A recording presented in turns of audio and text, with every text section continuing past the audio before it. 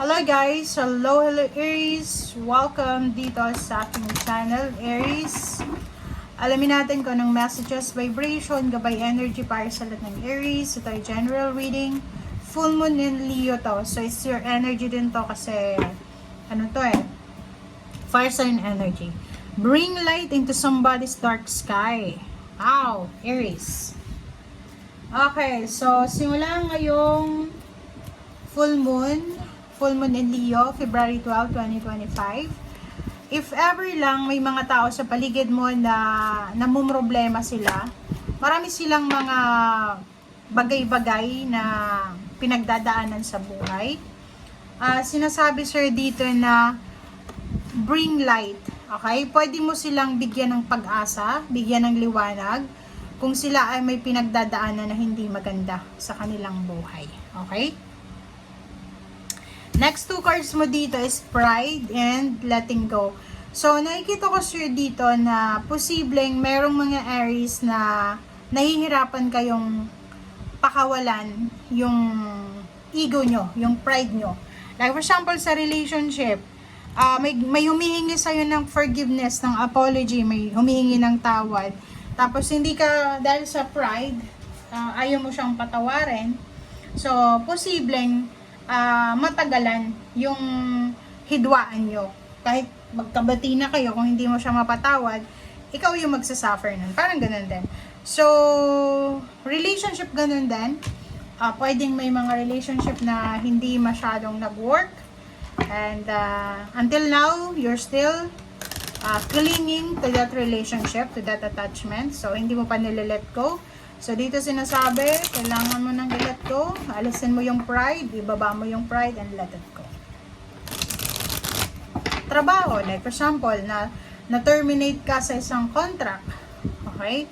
Dati kang OFW, ngayon nasa Pilipinas ka na lang, Aries. So, it's time to let go. Let go of what happened sa nakaraan.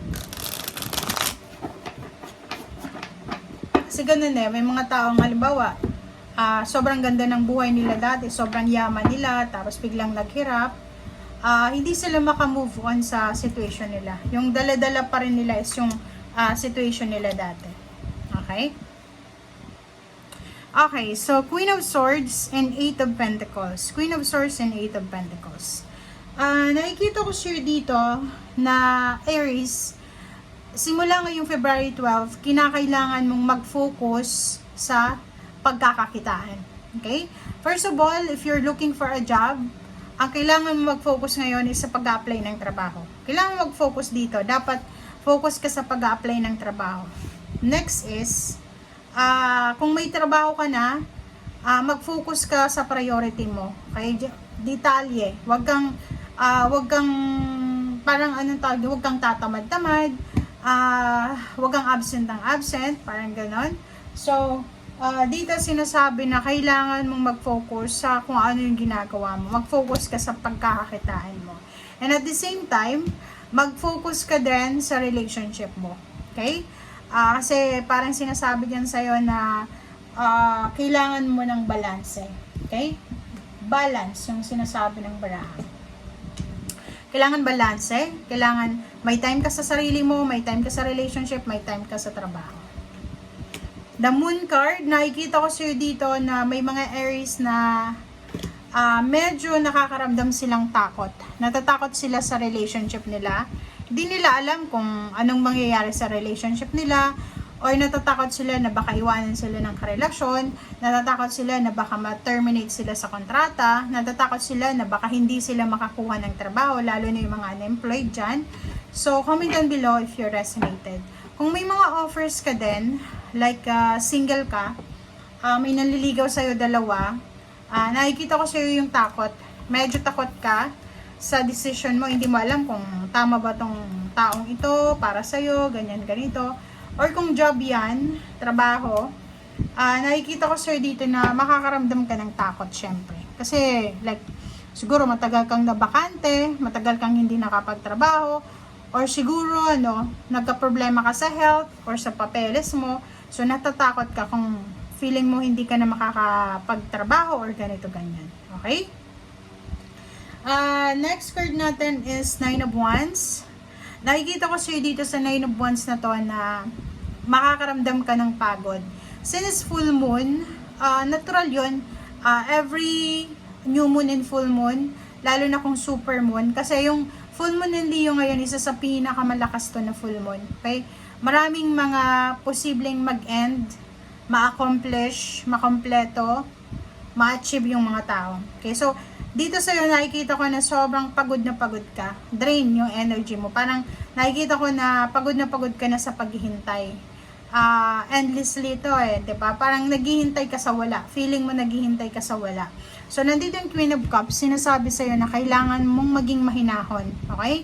Kailangan mong kalmahin ang iyong sarili, lalo na ngayong linggong ito.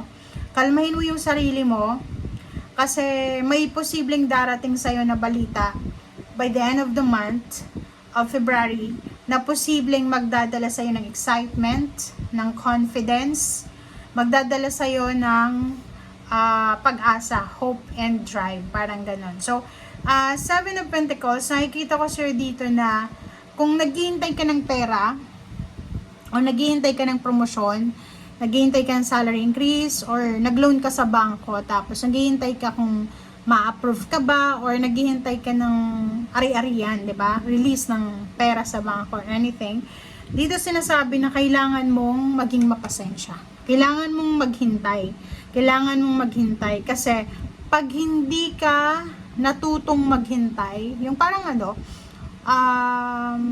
magiging aggressive tayo, 'di ba? Gagawa tayo ng desisyon, maghuhuramentado tayo, magiging irritable tayo, yung parang which is mali yun Kasi pag halimbawa, pag wala tayong patience sa hinihintay natin,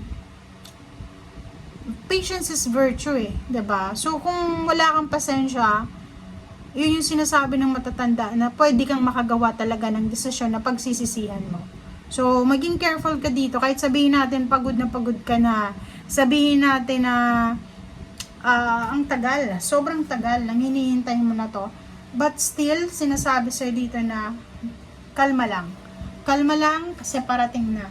Kalma lang kasi hindi mo kontrolado yung sitwasyon. Sabihin natin na, okay, promotion, salary increase, kung sino yung mananalo sa eleksyon, kung ano yung pera na darating, magkano, ganyan ganito, wala tayong control unless na negosyante tayo. Yung negosyante nga hindi alam kung magkano yung kikitain nila every month, diba? So ganun. So dito sinasabi na go with the flow, Aries. Wag kang wag kang panghinaan ng loob kasi on the way na on the way na yung victory and success mo. But along yan, or before ng victory and success, may pagdaraanan ka dyan na posibleng, choices na dito susubukin ng universe kung gaano ka katatag. Okay? Kung gaano ka kaatat, kung gaano ka kadaling matempt. Parang gano'n. So, maging maingat ka, mag-pray ka, isipin mo na malapit na yung yung success mo, and sabihin mo, kung test lang ito, i-guide ka ng Panginoon, proteksyonan ka sa kung ano man to na test mo. Okay? Thank you guys. Bye!